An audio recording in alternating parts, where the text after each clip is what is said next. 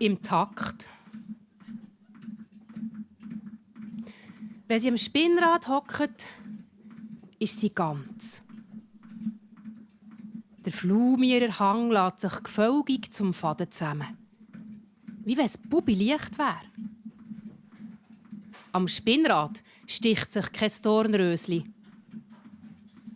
Es tickt wie die Sanduhr vom Leben, aber es wird ihr nicht eng vom Wissen, dass einmal das letzte Ticken tönt. Es macht sie glücklich, weil sie im Takt ist. Später muss sie tiefig sein, zäh, darf sich nicht anmerken, dass es sie manchmal hudelt. Konzentriert hockt sie am Steuer vor der Ambulanz und gibt alles. Sie ist selber ein Rädchen, das sich freiwillig einbinden lässt und läuft wie ein Örgeli. Einem Patient zu lieb. Einem Leben zu lieb. Vor so einem Tag steht sie extra früher auf, nimmt Platz hinter dem Spinnrad und formt aus dem flumigen Angora-Faserfliess, wo leicht ist wie das Nichts und warm wie eine Sonne, einen regelmässigen Faden. Lindengrün und Violett, Rotbraun und Goldbraun, Anthrazit und Weiss.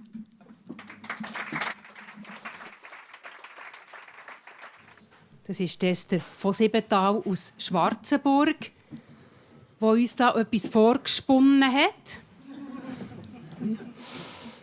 Das tönt so easy, wenn man das hört, eben wie ein Bubi-Licht wäre. Aber also wenn ich das probieren mit diesen feinen Härchen, dann würde ich einfach ein Packu ablassen.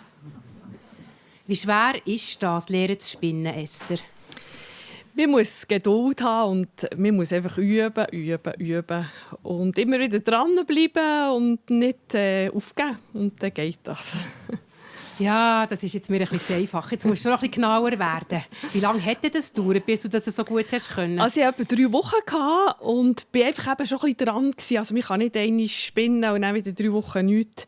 Dass man sich vielleicht vornimmt, jetzt lerne ich spinnen und dann einfach ein bisschen dranbleiben. Und einfach nicht verzweifeln und Freude haben an dem Noppengarn, das man bekommt. Am Anfang kommt man wirklich das Noppengarn über und dann kann man es fast nicht mehr. Also dann tut man viel gleichmässiger spinnen natürlich.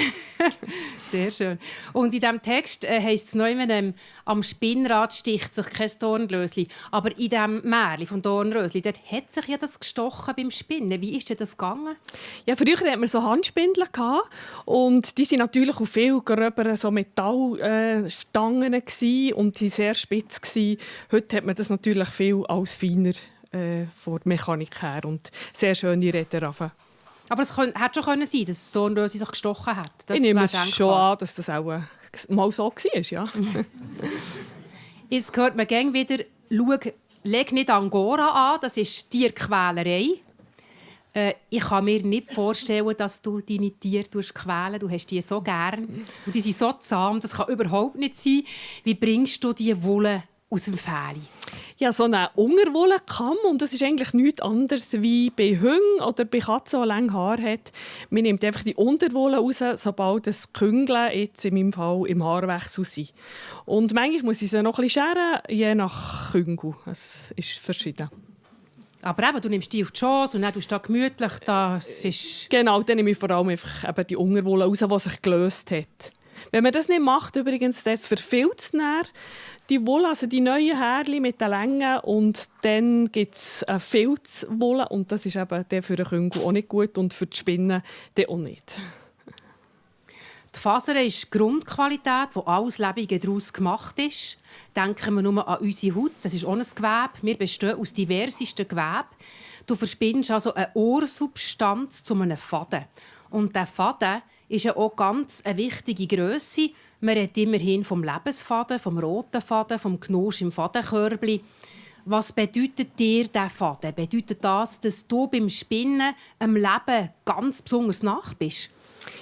Ja, es gibt schon Momente. Also wenn ich, wie wir gehört haben, im Text vor der Ambulanz komme und irgendein Lebensfaden gerissen ist auf eine Art, die mich belasten kann, dann ist es für mich sehr schön, wenn ich an Spinnrad sitzen kann, das Rad hören, das Knosch auf der Chance habe, wo dann wieder etwas Geordnetes gibt. Und das ist schon in solchen Momenten bin ich nach dem Leben, wenn ich spinne, ja.